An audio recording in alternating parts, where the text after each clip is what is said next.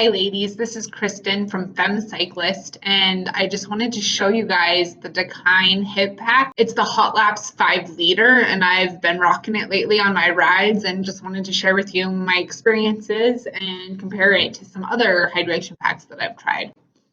So this is the Dakine Hot Laps 5 liter. There's also a smaller Hot Laps that's called the 2 liter, and it does not come with a hydration pack. This does. This is the great big 2 liters worth of water. It has more water storage than any other hip pack that we're aware of that's on the market. It has a nice Ziploc style closure to the reservoir. So unlike the screw tops, I found that there's no way you accidentally get it closed incorrectly. I haven't had it leak a single time on me.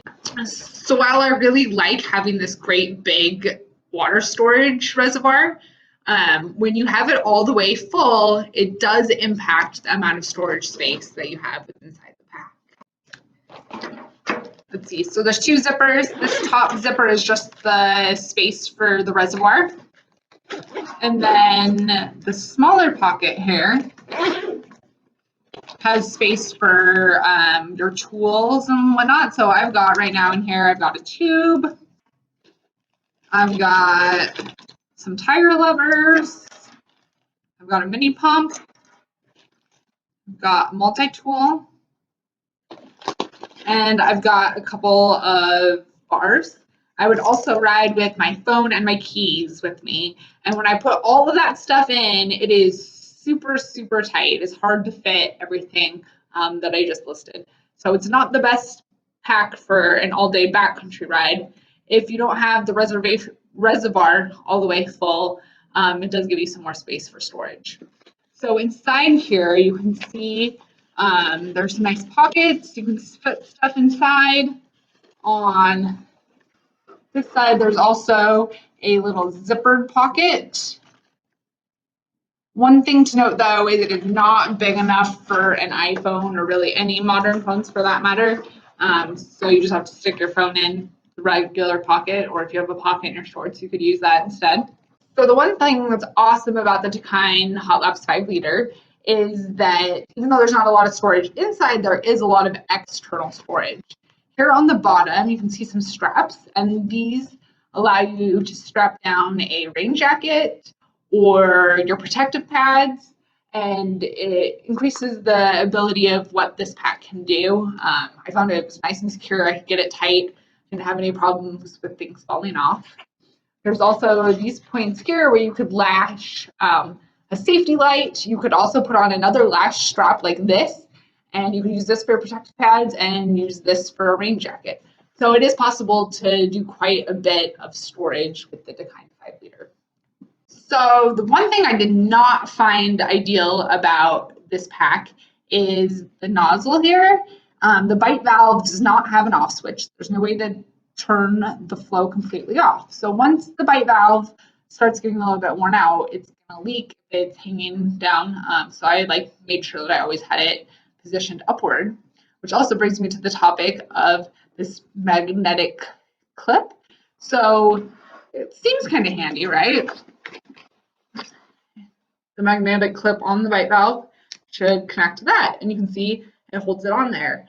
Unfortunately, when you're actually riding down the trail, going off jumps and techie drops, I found that this has a tendency to come loose. And when it comes loose, it's going to hang really close to your rear wheel and potentially cause a serious accident. So I have been putting it up through here, but it's not ideal. That's probably the biggest drawback we found of this pack. It's also true, though, I think of any of the packs that have a magnetic clip. So the Osprey Cerro, which is another one of my favorite packs, that has the same problem. We really wish there was some way to clip it that didn't involve a magnet. And so here on the back side, you can see that there are some indentations in a foam pad, and that helps just keep it a bit away from your back and let air flow through. We found that works pretty good on the back. The one area where I did get sweaty, though, is on these side panels here. You can see there's really not that same airflow channels in it, and I did get sweaty there. And I felt like the airflow on this pack wasn't quite as good as the Osprey Cerel. One thing I did really like is the buckle. It buckles to the side of your waist, so it's off-centered. I just found that this is nice because then there's only one strap. For women with small waists, there is a way to roll and secure the end there, which is nice. On my Osprey Cerel, I just end up using a hairband, which isn't ideal. So I do like this closure. The waist strap is comfortable most of the time. What we did discover is that when it's fully loaded, you got a bunch of water, you got a bunch of tools, it's pretty heavy, and it starts pulling backward away from your back. And then at those times, this waist strap started cutting in and chafing a little bit on a long ride. When it's not fully loaded, this pack's really comfortable. So it's really just those like longer, fully loaded rides where I did start noticing some discomfort with the pack. There's a strap right here, so when you need to carry it, or if you just want to hang it up to store it when you're at home, that's handy. So overall, I was a big fan of the Dakine 5 liter. Another cool thing about it is that it comes in a lot of different colors and designs, so if you don't just like the plain black, you're sure to find something you do like. Despite a few minor flaws, I'd still recommend this pack to anybody. It's so much better than a traditional backpack style hydration pack.